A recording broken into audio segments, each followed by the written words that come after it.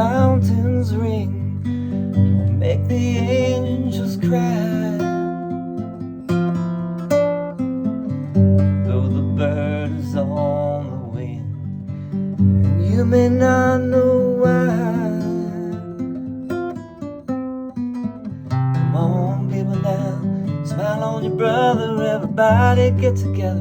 Let's all love one another right now. Oh.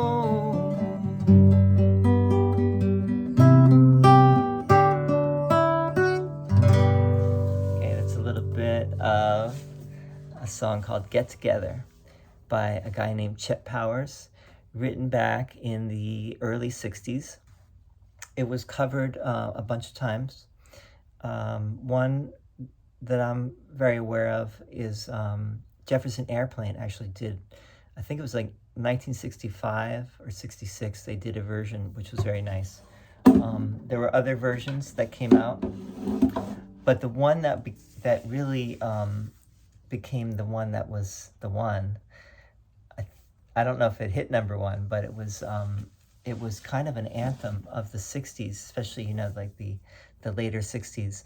That was by the Youngbloods, and that's the one that most people have heard before. Anyway, it's an incredible song, actually. It does not mention God or Jesus at all.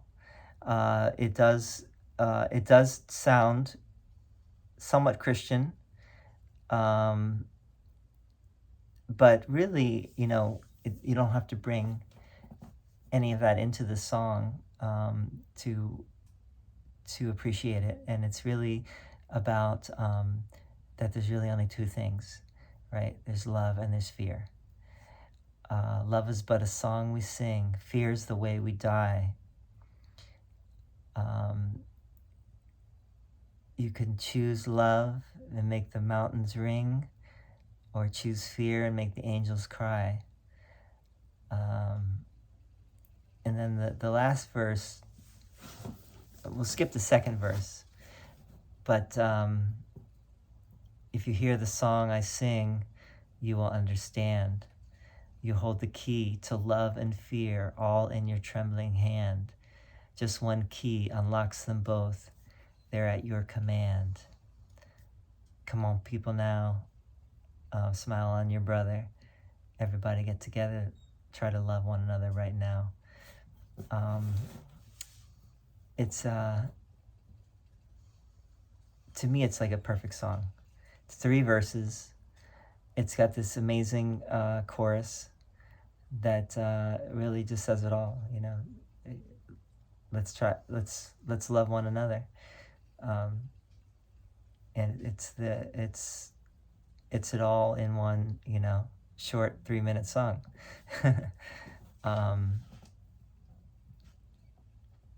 What else is there to say about this song?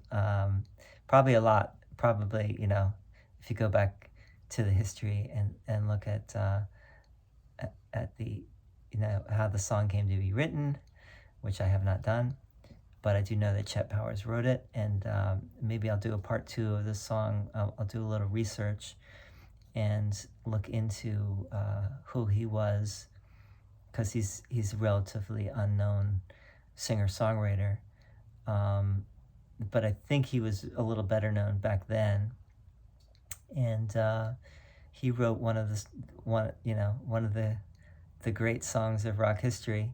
It's a song that when I heard it when I was 19, it really hit me at that moment.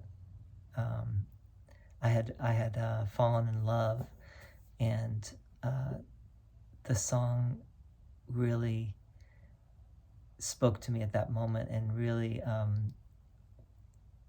it was one of those songs that I had a handful of songs at that moment that really touched me in a huge way, and that was one of them.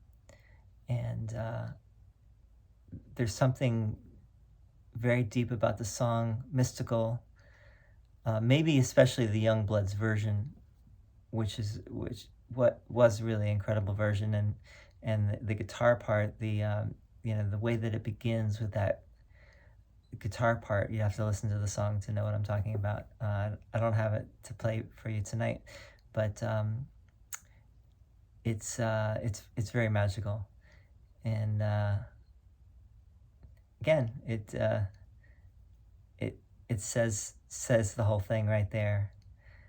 There's only two things.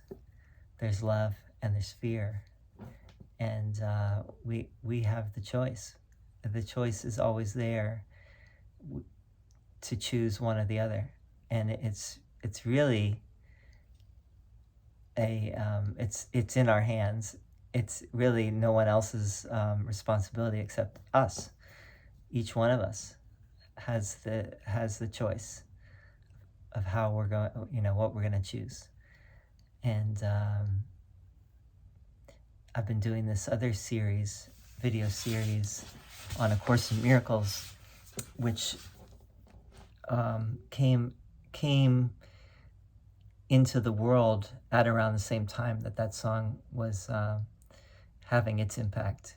We're talking about the mid 60s, and it says the same thing, that there's only two choices before us, love and fear is not even really a choice. We think it is, but it's a false choice. It's not even a real thing. Fear does not exist ultimately. There is no fear. God does not punish. God is only love, and God does not judge. God does not forgive, because God has never judged or condemned, and that is something that we can see and understand or not. It's up to us. It's up to us whether, to what extent we want to see the truth of that, and understand that as a child of God, if God does not judge, then for us to know ourselves, we have to let go of the judgment as well, and we have to let go of the fear, and then we will know ourselves as God knows God's self, as love, as love eternal. And that song just puts it so, Get Together, by Chet Powers, it just puts it so simply and so poetically and so beautifully.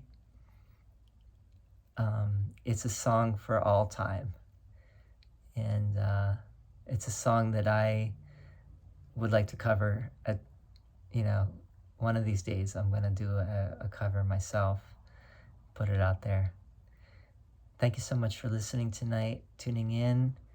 We'll see you next time. We're going to continue to cover some of the songs that, starting from the earliest days of rock music. We may get into other songs from other genres as well. But we're calling this the Gospel of Rock, and we're covering mainly rock music and the lyrics of rock music, and the deeper meaning of the songs, and sometimes the subversive aspects of the songs that we don't even get when we're young. We don't even realize that the song is saying something different than what we thought it was saying. So there's a lot to this, and we're gonna try to bring to light, some of the songs that we've been listening to that have been the soundtrack to our lives, that will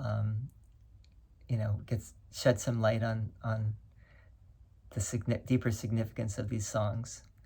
Thank you so much for listening, tuning in. See you next time. Thank you.